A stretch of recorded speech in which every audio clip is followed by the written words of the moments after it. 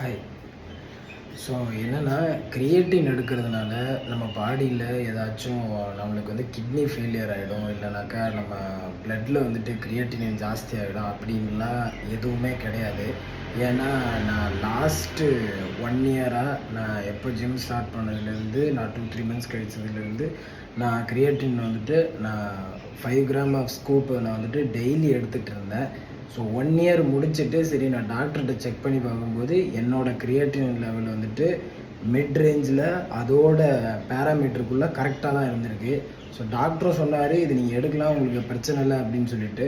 So majority கேஸில் பார்த்தீங்கன்னா யாருக்கும் இந்த கிரியேட்டின்னால் ப்ராப்ளம் ஆகிறதில்ல. மேபி ஜெனட்டிக்காக அவங்களுக்கு கிரியேட்டின் ஜாஸ்தி ப்ரொடியூஸ் ஆக சான்ஸ் இருக்குது. ஸோ அதனால் வேணால் அவங்களுக்கு அந்த ப்ராப்ளம் இருக்கலாம். அதுக்கு நீங்கள் என்னென்னா, முதல்லையே நீங்கள் போய்ட்டு உங்களுக்கு கிட்னியில் ஏதாச்சும் செக் பண்ணிவிட்டு உங்களோட ப்ளட் டெஸ்ட் எடுத்து பார்த்ததுக்கப்புறம் நீங்கள் கிரியேட்டின் எடுக்கலாம்.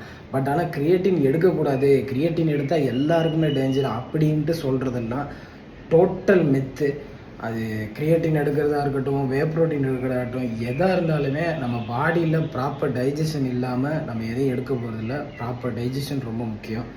ஸோ நீங்கள் எடுக்கிறதுக்கு முன்னாடி உங்களுக்கு பயமாக இருந்துச்சுன்னா கண்டிப்பாக நீங்கள் ப்ளட் டெஸ்ட் எடுத்து பார்த்துட்டு அதுக்கப்புறமா நீங்கள் கிரியேட்டின் எடுங்க.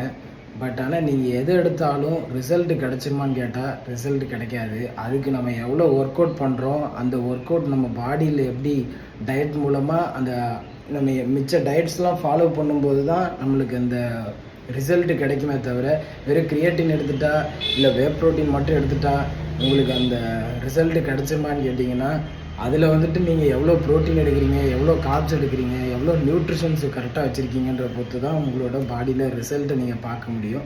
ஸோ கிரியேட்டின் எடுக்கிறதுனால கிட்னி போயிடும், வே ப்ரோட்டீன் எடுக்கிறதுனால கிட்னி போயிடும்னு சொல்லிட்டு எவ்வளோ அலைஞ்சிக்கிட்டு மற்றவனையும் எடுக்க விடாமல் பண்ணாதீங்க.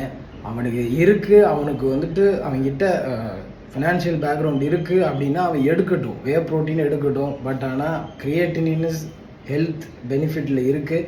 ஸோ நீங்கள் கிரியேட்டின் மட்டும் எடுங்க.